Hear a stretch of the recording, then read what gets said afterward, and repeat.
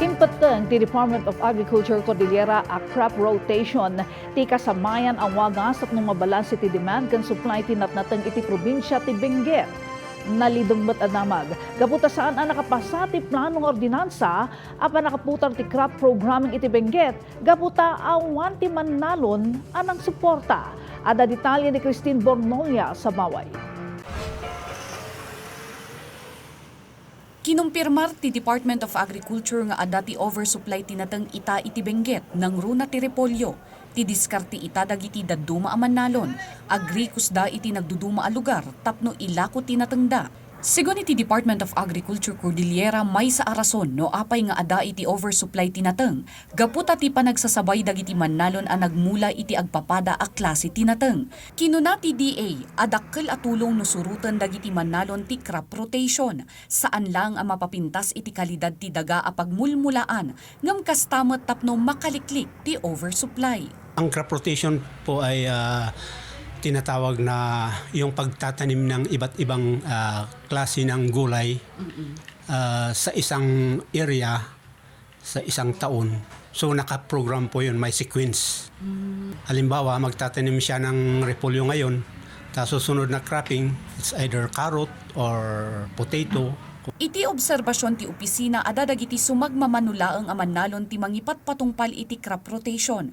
Ngem kaadwan ket agpapada a klase tinateng ti mulada. Isuano agapit daket umado iti trading post a mangitunda iti oversupply nang runa no basit ti demand. Singasingpay ti ahensya kadagiti mannalon nga adaan iti nalawa a pagmulaan. Ipadas dati crop rotation ken crop diversification. Ang right term siguro is diversification. Kasi kahit na mag-rotate ka, kung malawak yung area mo at tatamnan mo yun ng hectarage, tatamnan mo ng isang crop, monocrop, lalabas pa rin na mag-oversupply. Lalo kung lahat ng farmer ay magtatanim ng parehas na klase ng vegetables. Malaking maitutulong po. Kasi ngayon, malawak na ang area na natatamnan hindi lang Benguet, ibang probinsya, Mountain Province and Ifugao.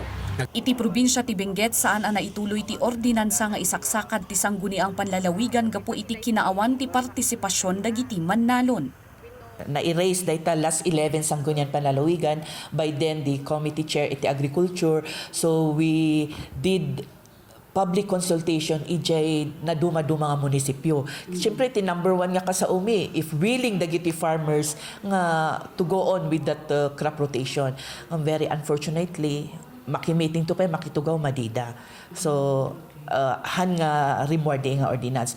May sapaya makitkita da arason no apay nga awan ti makinkayat iti crop rotation. Ti kaada ti financer dagiti kaadwa na mannalon a disposer. Padasan manan ti sangguniang panlalawigan nga isakad ti plano nga ordinansa a crop rotation wenno crop programming iti probinsya. Christine Bornolla Sabaway para iti Pambansang TV iti Baro a Pilipinas.